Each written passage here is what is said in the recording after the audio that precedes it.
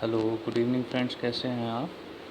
So today we are going to start a banking current affairs of August month, right. So we will start with a question. So State Bank of India has opened a floating ATM on houseboat at Dal lake in Jammu and Kashmir Srinagar for the convenience of locals and tourists. इसमें बोला गया है कि state bank ने अपना floating ATM बनाया है कहाँ पे, डल लेक में, जो जम्मू और कश्मीर के श्रीनगर में है। ठीक है। The floating ATM was inaugurated by SBI chairman Dinesh खारे। तो ये जो ATM है वो किसने इनाग्रेट किया है? जो SBI के चेयरमैन हैं Dinesh Khare. This is not the first time that SBI has launched a floating ATM as back in 2004 the bank took this initiative in Kerala. तो ये पहली बार नहीं है जब SBI ने कोई फ्लोटिंग ATM स्टार्ट किया है। तो उन्होंने सबसे पहले केरला में स्टार्ट किया था 2004 में। ठीक है। अब हम बात कर लेते हैं स्टैटिक की। जो SBI है, SBI का जो हेडक्वार्टर है वो है मुंबई, और इसका जो चेयरमैन है वो है Dinesh Khare. So we will be moving to the next question. RBI has increased a limit of fund transfer under the Indo-Nepal Remittance Facility Scheme from rupees 5,000 per transaction to rupees 2 lakh per transaction। तो RBI ने अपनी limit बढ़ा दी है fund transfer की, जो एक scheme के अंदर आती है जो इंडिया और नेपाल के बीच में है। तो अभी वो 50,000 पर ट्रांज़ैक्शन थी, अब वो 2 लाख पर ट्रांज़ैक्शन है। Earlier there was a ceiling limit of rupees 12 transaction in a year. पहले क्या था कि पहले 12 ही ट्रांजैक्शन कर सकते थे इस स्कीम के अंडर में, पर अब कोई लिमिट नहीं है, वो लिमिट हटा दी है। अब हम RBI के बारे में बात करते हैं कि RBI जो है एस्टेब्लिश कब हुआ। RBI एस्टेब्लिश हुआ 1 अप्रैल 1935 में। ठीक है। और ये 1 जनवरी 1949 फैन जनवरी 1949 में इसको नेशनलाइज्ड किया गया। ठीक है। अब जो इसके करंट गवर्नर हैं उनका नाम है शक्तिकांता दास, और ये कौन से गवर्नर हैं?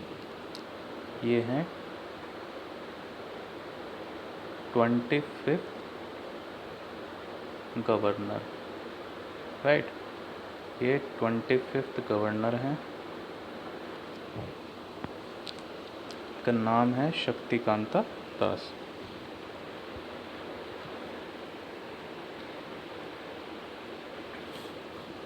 अब हम नेक्स्ट क्वेश्चन पे आ जाएंगे, और ये न्यूज़ है AU स्मॉल फाइनेंस बैंक की। तो AU स्मॉल फाइनेंस बैंक जो है इंडिया का सबसे बड़ा स्मॉल फाइनेंस बैंक है। उन्होंने अपना एक ब्रांड कैंपेन लॉन्च किया है जिसका नाम है बदलाव हमसे है। क्या है कैंपेन का नाम? बदलाव हमसे है। This is the first integrated marketing communication campaign from AU bank since its inception. इसका मतलब क्या है? ये सबसे पहला मार्केटिंग कम्युनिकेशन कैंपेन है शुरू से AU बैंक का, जब से बना है। ठीक है। A creative endeavour that will showcase the bank's passion for innovation. Aamir Khan and Kiara Advani roped in as brand ambassador. और ये आपने देखा भी होगा, ऐड वगैरह में आते रहते हैं कि आमिर खान और Kiara Advani AU small finance bank के क्या हैं? ब्रांड एम्बेसडर हैं। अब हम AU फाइनेंस बैंक की बात कर लेते हैं। इसका हेडक्वार्टर कहाँ पर है?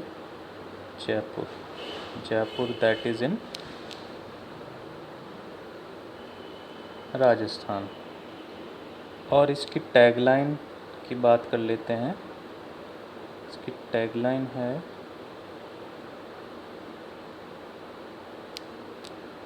चलो आगे बढ़ें। चलो आगे बढ़ें।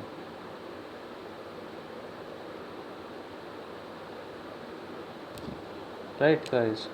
सो हम इसमें स्टैटिक बैंकिंग भी कवर कर रहे हैं, सो आपको इजी रहे याद करने में।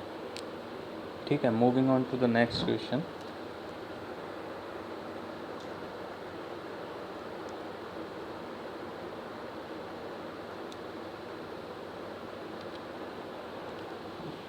अब ये नेक्स्ट क्वेश्चन है, central government has approved the Indian Banks Association proposal to increase the family pension to 30% of the last salary drawn. Central government ने इंडियन बैंक्स एसोसिएशन का एक प्रपोज़ल जो है उसको अप्रूव किया है। उसमें क्या कहा गया है, जो भी लास्ट सैलरी ड्रॉन होगी उसकी 30% जो है वो फैमिली पेंशन इंक्रीज़ कर दी जाएगी। The immediate benefit of this approval will be an increase of ₹30 to 35,000। तो इसमें क्या है, 30 से 35 हज़ार तक का इंक्रीमेंट मिलेगा पेंशन में। In the family pension of public sector bank employees from a maximum of 9,284 per month. तो इतना जो है उसमें इंक्रीमेंट मैक्सिमम होगा। The other big announcement is an increase in the employers' bank's contribution to the pension fund of the employees under MPS from the existing 10% to 14%। अब क्या है कि NPS के अंदर जो PSB हैं, पब्लिक सेक्टर बैंक हैं, उसमें कितने एम्प्लॉयज़ आ रहे हैं, वो 60% उसमें पब्लिक सेक्टर बैंक में एम्प्लॉयज़ कवर्ड हो रखे हैं। Right guys. अब इसमें एक लाइन की बिना, the other big announcement is an increase in employers banks contribution to the pension fund of employees under NPS from the existing. अब क्या है, जो पेंशन का कंट्रीब्यूशन है NPS के अंडर में, एम्प्लॉयज़ का जो फंड है वो 10 से 14% वहाँ पे इंक्रीज़ कर रहा है। ठीक है,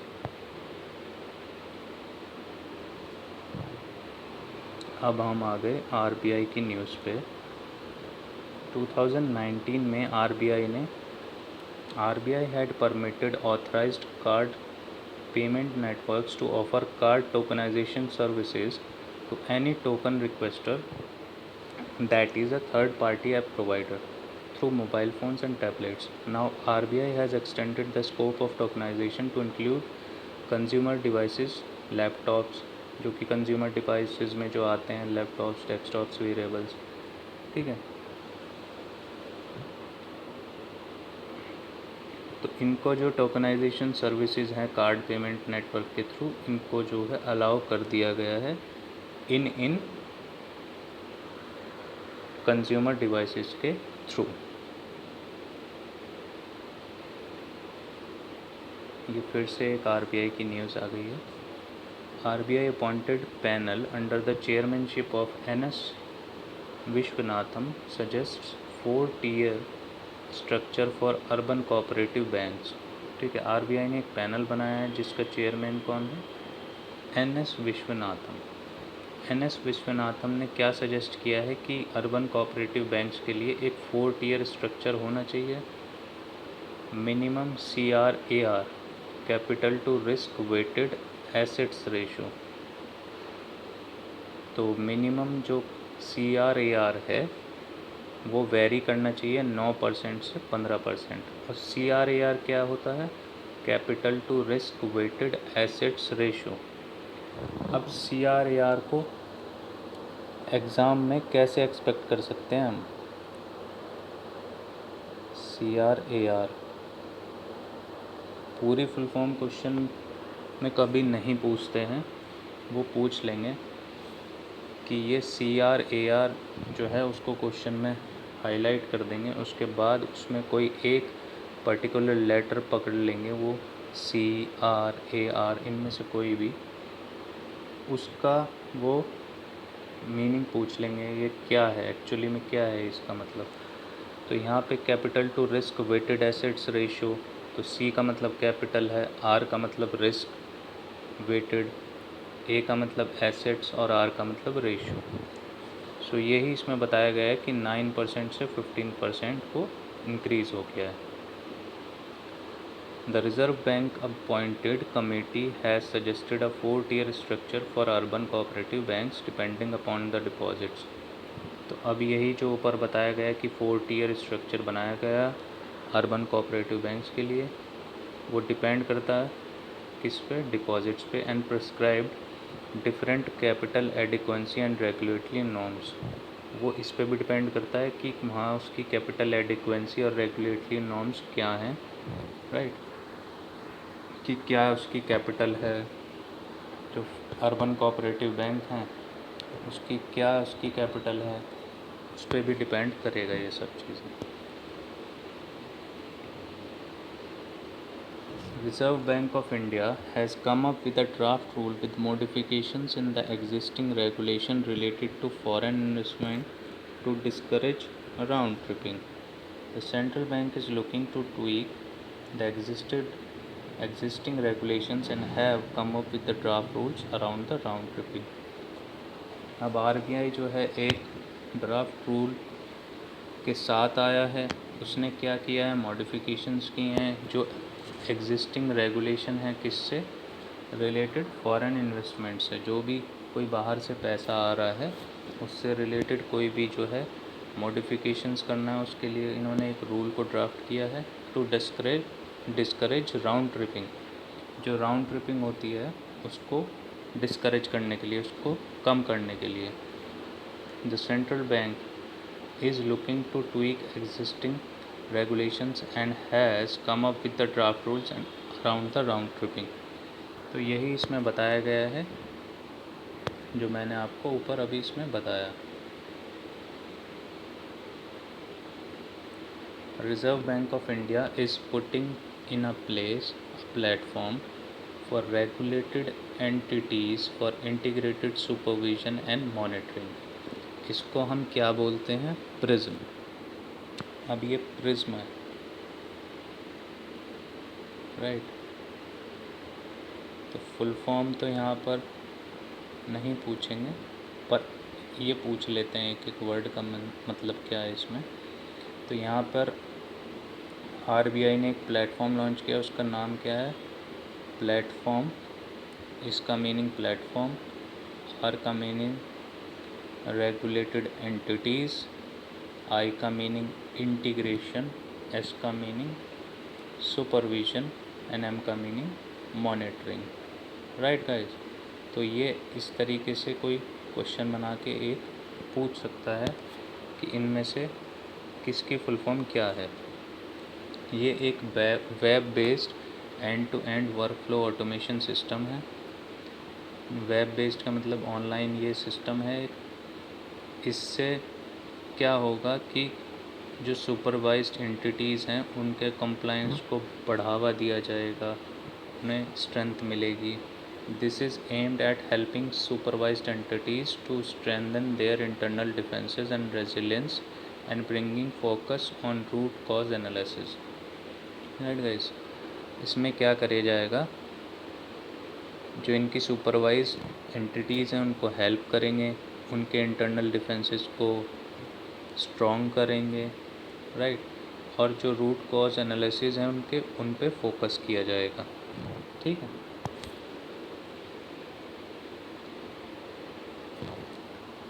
अब आ जाते हैं हम नेक्स्ट न्यूज़ पे। सो ये न्यूज़ जो है वो HDFC बैंक से रिलेटेड है। अब हम इसको पढ़ते हैं क्या है। HDFC Bank has announced the introduction of green and sustainable deposits to safeguard the environment from climate change।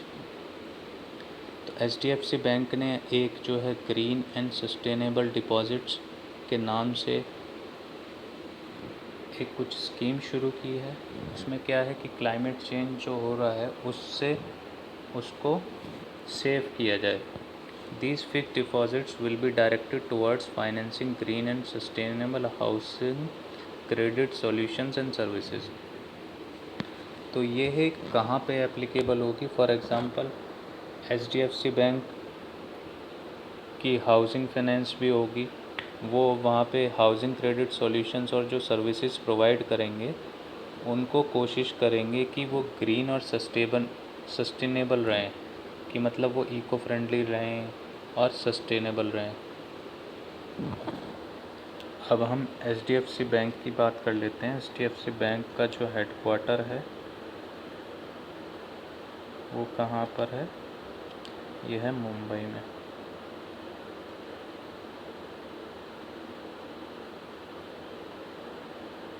और इनके जो MD एंड CEO हैं वो कौन है? मिस्टर शशिधर जगदीशन। तो इनके MD का नाम क्या है? शशिधर जगदीशन।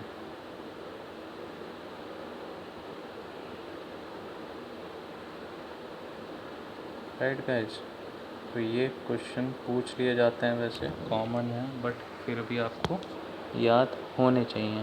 राइट गाइस, तो इसका जो हेडक्वार्टर है HDFC बैंक का वो है मुंबई में और इसके MD और CEO हैं Shashidhar Jagadeesan.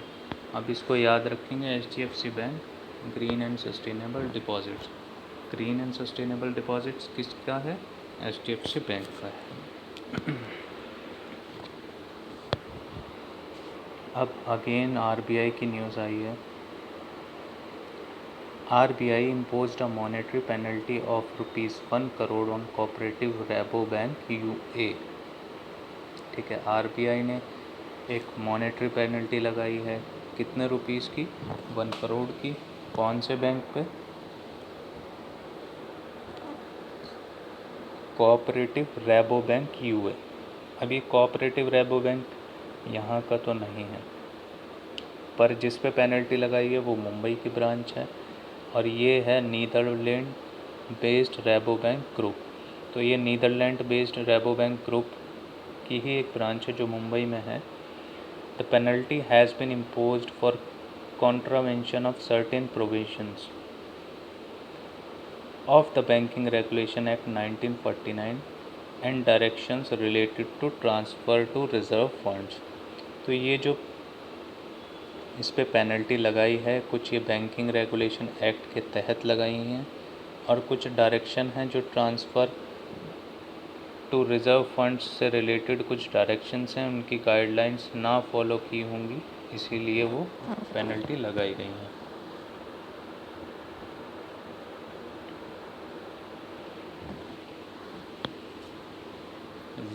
Reserve Bank of India has cancelled the license of Raigad-based Karnala Nagari सहकारी बैंक लिमिटेड इन महाराष्ट्र। तो RBI ने एक नगर सहकारी बैंक जो होते हैं उसका नाम है रायगढ़ बेस्ड करनाला नगारी सहकारी बैंक, जो कि महाराष्ट्र में है, उसका लाइसेंस कैंसिल कर दिया है।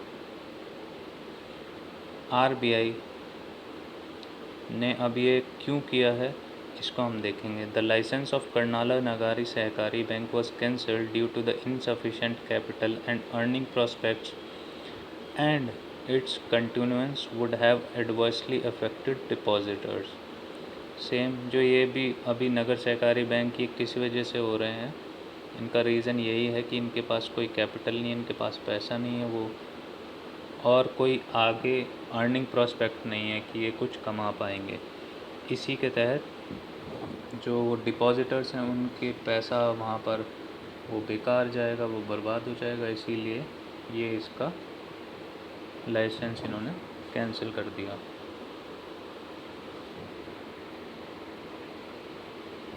RBI has raised the limit for collateral free loans to self-help groups under the DAY-NRLM।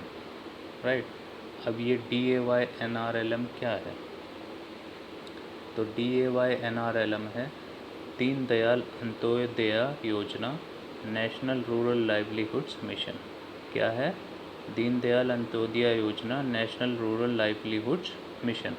तो इसके तहत RBI ने क्या किया है, जो कोलेट्रल फ्री लोन्स हैं किसके लिए?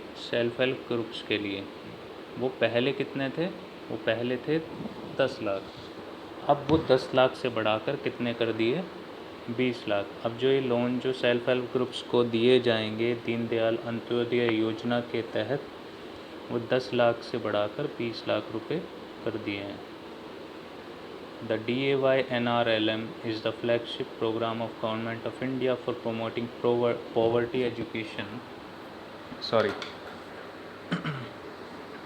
reduction through building strong institutions for the poor, particularly women. अब ये जो स्कीम है, ये गवर्नमेंट ऑफ इंडिया की एक स्कीम है। इसमें क्या है कि पॉवर्टी को कम करना है, ठीक है। जो गरीब हैं, जो पुअर हैं, स्पेशली जो वुमेन हैं, उनको स्ट्रॉन्ग बनाना, उनकी जो लिविंग है, जो लाइवलीहुड है और जो फाइनेंशियल सर्विसेज हैं उनको स्ट्रॉन्ग करना, उनकी रेंज बढ़ाना। इसलिए इनको यहाँ पर ये लोन जो है बढ़ा दिया गया है।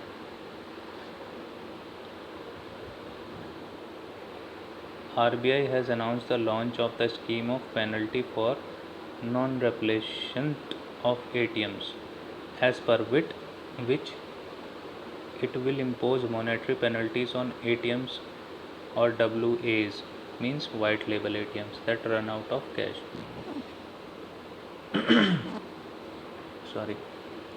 RBI ने एक लॉन्च की है scheme.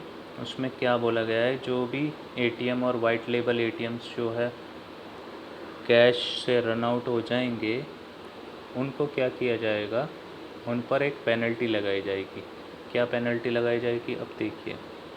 Cash out at any ATM of more than 10 hours in a month will attract a flat penalty of ₹10,000 पर ATM। इसमें ये बोला गया है, जो भी ATM एक महीने में 10 घंटे से ज़्यादा खाली रहेगा, जिसमें कोई पैसा ही नहीं रहेगा, तो उस पर एक डायरेक्ट पेनल्टी लगा दी जाएगी 10,000 रुपीज़ की। In case of white label ATMs, the penalty would be charged to the bank which is meeting the cash requirement of that particular WLA।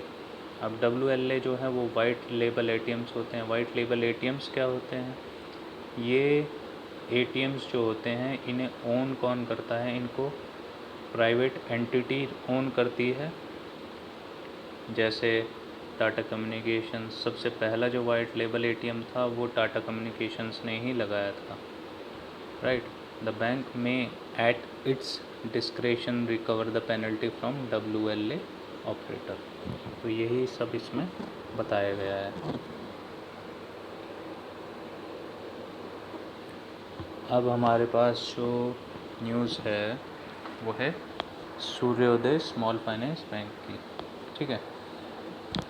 अब इसमें जो इम्पोर्टेंट है, वो जो इसमें सेविंग अकाउंट दिया हुआ है उसका तो नाम है सूर्योदय health and wellness saving account. तो अब ये तो नहीं पूछेगा कि ये कौन से बैंक का सेविंग अकाउंट स्कीम है, इसमें तो नाम ही मेंशन है। इसमें जो क्वेश्चन बनेगा वो यहाँ से बनेगा कि Suryoday small finance bank has launched a Suryoday health and wellness saving accounts to help customers grow their wealth and also take care of their family's health amid the COVID-19 pandemic, ठीक है। The account offers an attractive interest rates and come up with 3 major benefits for a family of 4. Top up health insurance of 25 lakh। इसमें ये पूछ सकते हैं कि जो health insurance इसमें कवर हो रहा है, 3 जो मेजर बेनिफिट्स मिल रहे हैं, उसमें हेल्थ इंश्योरेंस कितने का है, वो है 25 लाख का। Annual health care package and on call emergency ambulance medical care services. इसमें एनुअल हेल्थ केयर पैकेज भी है। तो बहुत सारी हेल्थ केयर सर्विसेज होती हैं जो एनुअली जो उन्हें पे करते हैं, तो वो सब इसमें कवर हो जाएंगी। On call emergency ambulance medical care services, तो इसमें जो है इमरजेंसी के केस में भी जो सर्विसेज प्रोवाइड होती हैं वो भी इसमें कवर हो जाती हैं। अब हम सूर्योदय स्मॉल फाइनेंस बैंक के बारे में बात करते हैं। जो इसका हेडक्वार्टर है वो है बेलापुर, नवी मुंबई। बेलापुर, नवी मुंबई में। ठीक है, राइट गाइस। अब हम इसकी टैग लाइन की बात कर लेते हैं। इसकी टैग लाइन है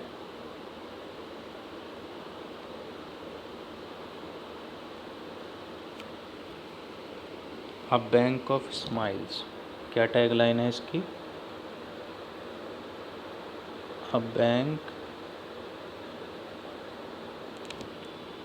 ऑफ स्माइल्स।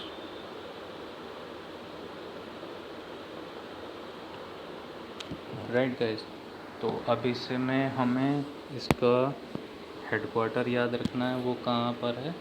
वो है बेलापुर में, नवी मुंबई। और इसकी टैगलाइन क्या है? A bank of smiles. Right.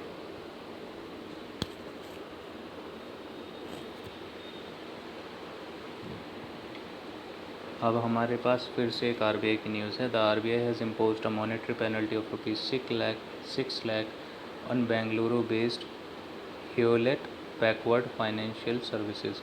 Hewlett Packard और कुछ नहीं है, ये एचपी को बोलते हैं। एचपी जिसके लैपटॉप वगैरह आते हैं, उस पर आरबीआई ने 6 लाख की पेनल्टी लगाई है। The penalty has been imposed in exercise of powers vested in it under the provisions of RBI Act 1934 and Credit Information Companies Regulation Act 2005, taking into account the failure of company to adhere to the aforesaid directions। वही किस लिए penalty लगाई है? जो भी कोई guidelines हैं, जो भी डायरेक्शंस, जो, क्योंकि ये फाइनेंशियल सर्विसेज है तो ये दिशा निर्देशों पे चलते हैं आरबीआई के। अब वो उन्होंने नहीं फॉलो किए तो इसके लिए इन्होंने 6 लाख का इसमें 6 लाख का इस पर पेनल्टी लगा दिया है। किस पे लगाया है? HP financial services private limited.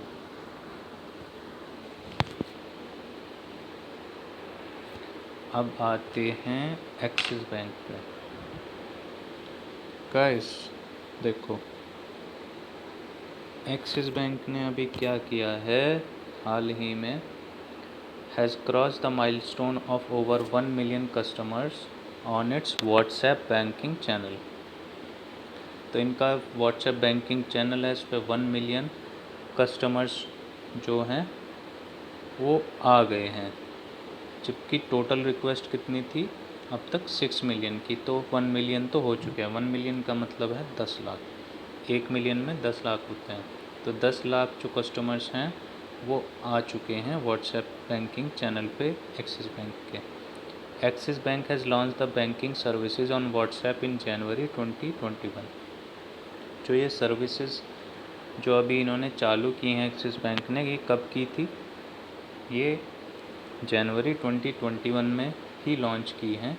And since witnessed robust organic growth in the customer space for WhatsApp banking. तो ये जो व्हाट्सएप ने अभी बैंकिंग सर्विसेज शुरू की हैं, मे बी यूपीआई बेस्ड, तो उसी के तहत ये जो है ग्रोथ विटनेस की गई है, देखी गई है एक्सिस बैंक के कस्टमर्स में। तो हम एक्सिस बैंक की बात करते हैं। एक्सिस बैंक का जो हेडक्वार्टर है वो कहाँ है? मुंबई में है, राइट। अब इसके जो एमडी एंड सीईओ हैं, जो एमडी एंड सीईओ हैं, वो हैं इसके अमिताभ चौधरी। कौन है? अमिताभ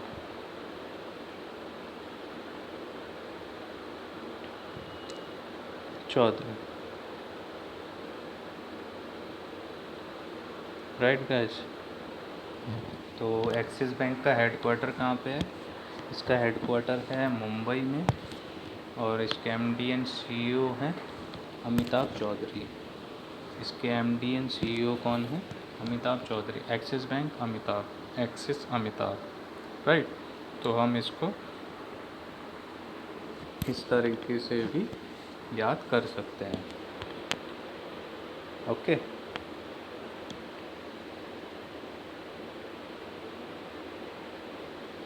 अब हमारे पास जो न्यूज़ आई है वो आई है इंद बैंक की।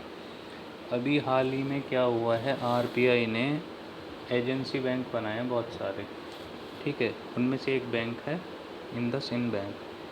एक बैंक और है इसमें, कर्नाटका बैंक जो है वो भी एक एजेंसी बैंक के रूप में यहाँ पे आरबीआई ने बनाया है। As an agency bank, Ind becomes eligible to carry out transactions related to all kinds of government-led businesses। तो एजेंसी बैंक के तहत इंद जो बैंक है वो एलिजिबल है हर तरह के गवर्नमेंट जो बिजनेसेस होते हैं उनमें आगे उनके ट्रांजैक्शन करने के लिए। This decision is based on the RBI guideline that authorises schedule private sector bank as agency banks. तो ये डिसीजन जो है आरबीआई की गाइडलाइन पर आया है। उन्होंने कहा है कि जो भी प्राइवेट सेक्टर बैंक हैं इस बैंक को as a agency bank treat किया जाएगा for the conduct of government business.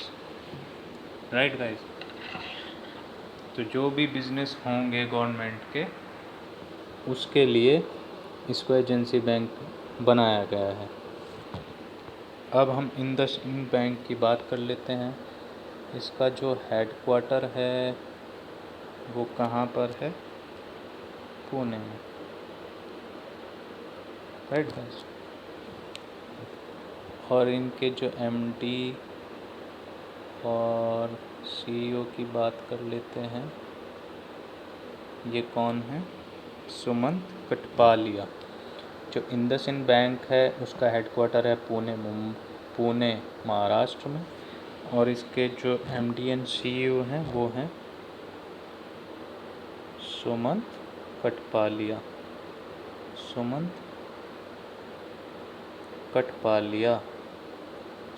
कटपालिया किसके एमडी सीईओ हैं, ये हैं इंडसइंड बैंक के। इंडसइंड बैंक इंडसइंड बैंक के जो एमडी और सीईओ हैं वो है सुमंत कटपालिया। राइट गाइस, अब हमारे पास 2-3 क्वेश्चंस और बचे हुए हैं और ये फिर हमारा जो है अगस्त के जो बैंकिंग न्यूज़ है ये हमारी इसमें कवर हो जाएगी।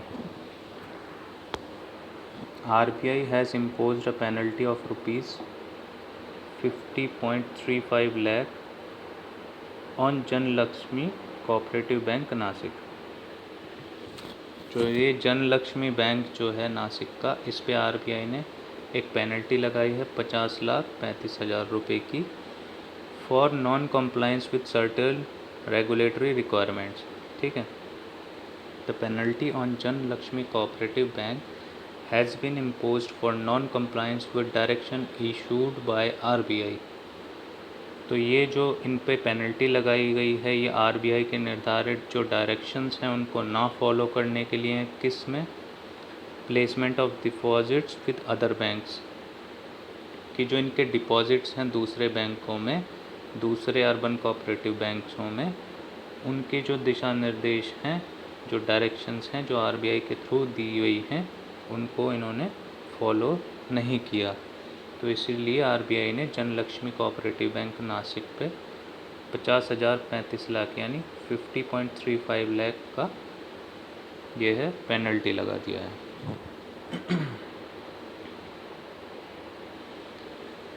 अब न्यूज़ हमारी आई एचडीएफसी बैंक की। HDFC bank announced the launch of an overdraft facility for small retailers in partnership with CHC SPV, known as Dukandar Overdraft Scheme. The scheme by HDFC Bank is aimed at helping shopkeepers and merchants ease their cash crunch. तो ये दुकानदार overdraft जो scheme है ये है HDFC bank के लिए। किसके लिए, स्मॉल रिटेलर्स, जो मतलब दुकानदार हैं, रिटेलर हैं, उनके लिए ये उनको ओवरड्राफ्ट फैसिलिटी प्रोवाइड करेंगे। ओवरड्राफ्ट होते हैं जैसे क्रेडिट कार्ड होते हैं, तो उन पे हम ओवरड्राफ्ट प्रोवाइड करते हैं। तो दुकानदार ओवरड्राफ्ट स्कीम जो है वो HDFC बैंक ने प्रोवाइड की है। This scheme by HDFC is aimed at helping shopkeepers and merchants ease their crash crunch. जो ये फाइनेंशियल हेल्प प्रोवाइड कर रहे हैं शॉपकीपर्स और मर्चेंट्स को, right guys. Coming to our last news. So ये हमारी लास्ट न्यूज़ है आज की, और ये हमारे पूरे जो अगस्त मंथ के जो बैंकिंग करंट अफेयर्स हैं ये इसमें ऑलमोस्ट कवर हो जाएंगे, और ये सफिशेंट हैं। आप इतने पढ़ के जाओ, इतने इनको अच्छे से करो। इनमें कोशिश यही रहेगी कि हाँ इसमें से कोई ना कोई क्वेश्चन आपका एग्ज़ाम में आए, right guys. India's largest lender SBI, जो इंडिया का लेंडर है, सबसे बड़ा लेंडर है जो SBI है, उसने एक न्यू और एनहेंस्ड सिक्योरिटी फ़ीचर जो है अपना योनो और योनो लाइट ऐप्स, योनो इनका एक ऐप है, उस पे इन्होंने सिम बाइंडिंग का फ़ीचर स्टार्ट किया है। सिम बाइंडिंग क्या है कि फॉर एग्ज़ाम्पल मैं योनो ऐप यूज़ कर रहा हूँ अपने फ़ोन में, मेरे पास SBI का अकाउंट है, तो मेरे फ़ोन में जो सिम होगा वो SBI पे रजिस्टर्ड होना चाहिए उस अकाउंट से, तो ही ये फैसिलिटीज़ प्रोवाइड होंगी। उससे क्या होगा, आई थिंक एक सिक्योरिटी, एनहेंस्ड सिक्योरिटी मिलेगी, राइट गाइस। तो इसमें सिम बाइंडिंग फ़ीचर जो SBI ने लॉन्च किया है, ये कौन सी ऐप के लिए किया है, ये योनो ऐप्स के लिए किया है, ठीक है गाइस। और योनो ऐप पे सारी चीज़ें होती हैं, उसमें FD बनाना, आपके नेट बैंकिंग यूज़ करना, तो योनो में सब कुछ है SBI के, राइट गाइस। तो SBI की जो ये सिम बाइंडिंग फ़ीचर है ये किसका है, SBI का है, right guys. Hope you guys like this session. So please comment and give your valuable comment, and I will take care of you and what type of news you will be required for your upcoming sessions, right। आप देखिए कि appointments हैं, economics current affairs हैं, appointments हैं, days हैं, national international news हैं, sports defence news हैं। तो ये हम आगे आने वाले सेशंस में ये सब चीज़ कवर करेंगे, और हम टारगेट कर रहे हैं state bank, SBI mains and RRB exam mains. So इसमें हमारी कोशिश रहेगी कि अच्छे से अच्छे हम सारे क्वेश्चंस कवर करें और जो कि एग्ज़ाम में आएंगे, right guys. Thank you, and